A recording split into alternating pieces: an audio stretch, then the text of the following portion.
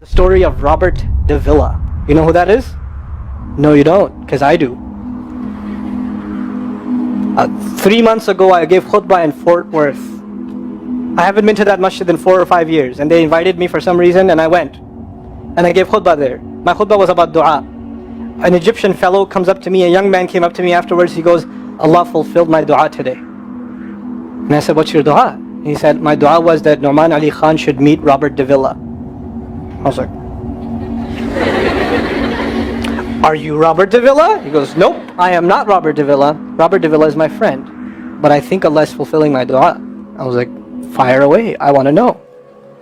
Robert de Villa is a young man who lives in a town 40 minutes past Fort Worth. He was a farmer, young guy. And he was hit with some sort of genetic disorder that kicked in later on in his life, and he became paralyzed from the neck down. And he lives in a nursing home. Most people in that nursing home are 90 years, 100 years. They're really, really old people. And then there's, his room where he's paralyzed neck down. He's the only 30-something-year-old that is in the nursing home, okay? And he's been in that nursing home for the last 10 years. His family got a computer for him that's voice activated, so he can give voice commands, put a headphone on and Google stuff and search stuff so he can surf the web and find information. In his room, and by the way, staunch Christian family, the minister comes and prays for him every week and things like that. And his best friend was in the bed next to him. One of his best friends. He became best friends because he met him at the nursing home. This person was also paralyzed and he needed a new liver. Okay?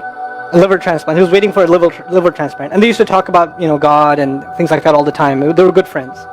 Finally, his best friend got a call that there's a donor available for the liver.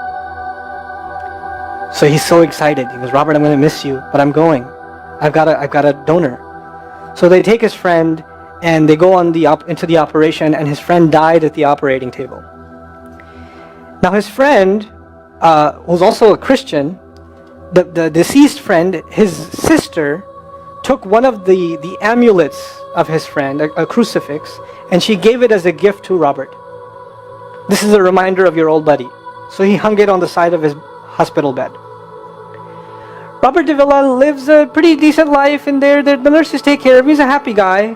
And one day he goes to sleep and he sees a man in his dream. That man says his name is Muhammad. And he says, pointing at the crucifix, God did not send messengers so they would worship the messengers. God sent messengers so you could worship God. And Jesus was just a man. He walked in the markets and he ate food. He walked in the markets and he ate food, and the dream stopped. He only knows that Jesus was just a man. He knows there's a man named Muhammad that said that to him. He said that messengers came so people could worship God and not the messengers. This is all he knows. So he starts Googling Muhammad. He finds Islam. He takes Shahada. When he takes Shahada, he wants to learn about the Quran. So he goes on these chat sessions and finds somebody needs to teach me Quran. He finds a brother in Egypt that he gets together with on Skype to try to learn Arabic. Learn the Arabic alphabet. Once he learned the Arabic alphabet, he learned to recite the Quran. He memorized 10 surahs from his hospital bed.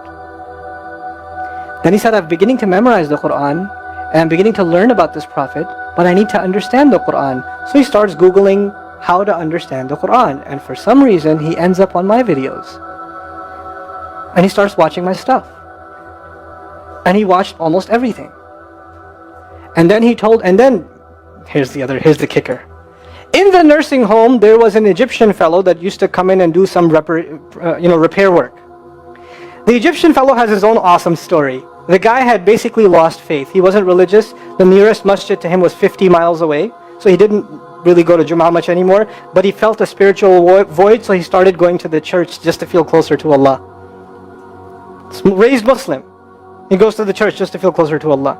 He's passing by Robert's room one day and he hears وَالْعَصْرِ إِنَّ الْإِنسَانَ لَفِي خُسْرٍ. So he walks into his room and says, Robert, what are you listening to? Robert says, nothing. That was me. And the guy says, you're a Muslim? He goes, yeah, I became Muslim. And now this friend is in shock. How does Allah guide someone in the middle of Churchtown, USA, in a nursing home with a crucifix on the side of his bed that he doesn't even have the physical strength to move. And the guy himself says, I want to come back to Allah. So he tells him about his, the friend he found online, Nouman Ali Khan. So the Egyptian fellow starts watching my videos. And then he says, I wish I could meet him one day. And he says, okay, I'll pray for you. And after 5 years, that Egyptian friend shows up at the same masjid that I haven't been to in 4 years. And after Jumu'ah says, I think Allah wants to fulfill my friend's dua and my dua. So I said, I think He does. Let's go.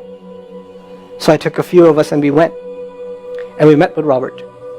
We had a beautiful conversation with him. And inshallah, for Eid, we're going to go to his nursing home again. They were actually, the nursing home was pretty shocked. You're all here to meet Robert? Like, yep. Why do you want to meet him? He's an inspiration. I'm like, okay, let me check if we can. And they had to call the hospice administrator and all this stuff, and then eventually let us in. And Robert's in shock. And then I meet with Robert, we're talking, and I was like, hey Robert, so I heard you memorize some surahs. He says, yeah. Can you recite one for me? So he recited Surah Al-Asr. Not one of us was not crying. We're just in tears. When somebody turns to Allah, don't worry about the means. Guidance will come. Balance will come. I want to tell you some more about Robert because young guys are here. Young guys that play basketball. Young guys that are healthy. Young guys that have ambition. I told you what's his paralysis, from where to where? Neck down. He has a special wheelchair that has to hold pretty much every part of his body in place. He can't just sit in a wheelchair. It holds his neck and it holds every other part of his body in place because he has no control over his limbs. And he has to have a special van where the wheelchair locks in so that if it goes through a bump or whatever, he doesn't, receive the shock. So he made a request. He wants to go to the Friday prayer. They didn't have the special van, so they put him in a regular van. And so he went to the regular van and a few bumps and his spine got even more hurt. He went to Jumu'ah. He came back in excruciating pain and they said, I'm sorry Robert, you're no longer able to sit in your wheelchair. You're going to have to stay in your bed for the next 6 months at least. If you see recovery, then you can get back up again. I met him in that span. He had already been in that bed for 3 months already. And the reason he was in that bed is he went to the Jumu'ah prayer. And he told me about the Jumu'ah prayer. He said, I've never felt more peace in my life than I was in that masjid. And you know what I'm going to do, Brother Nouman? When I can sit in my chair again, I'm going to go to Jumu'ah. I'm going to go to the masjid because I've never felt like that before. There's someone who has nothing but control over his mouth and his eyes. And he says, I only find peace in the masjid. And here we are. These masajid, I don't care what ideology, what school of thought, what they're talking about in the masjid, what fitna is there. I don't care. It's still Allah's house. Just go to pray. Don't go there to talk to people. Go there to talk to Allah. Just go to talk to Allah. You're just going for you and Allah. That's it. That's it. Other things will come, but you're not going for them. You're just going there to find peace. You'll become different people. If Allah can guide Robert Davila, Allah guide everybody. And then he said, sometimes I wonder why Allah put me in this position. And then I say to myself, what am I kidding? Allah has given me so much. I am so grateful for what He gave me. And if this is the way He was going to bring me to Islam, it's all worth it. So worth it. You have Muslims that lose a little bit of health and they say, why is Allah doing this to me? And this man, if you would think, nowadays atheists argue because of suffering there is no God. If one man has in a position to say, I don't believe in God. If there was a guy, why would I be in this position? It would be Robert Davila. That guy would say, I don't believe in God. If there was one, why would I be in this mess? And yet he's in this position, and I've never seen a face with more nur. Never. I've never seen a face that has more contentment on it. He's so satisfied with life. He's so happy. He's just happy. The last 7 or 8 khutbahs I've given are actually based on one sentence each on one sentence that he said in his conversation. Is that profound? He's a teacher to me. I consider him a teacher. He's my sheikh. Somebody says, who's your sheikh? I say, Robert Davila. Really? Is that a pizza place? Or no. No. The guidance is all around us. You don't have to get worried about what's not there. There's plenty there. You know what Allah did for the people of the cave? You know He even guided them in where to sleep. You know He even guided them on where to turn. As the sun was coming, they'd turn away from it. As the sun came from the other side, they'd turn the other way.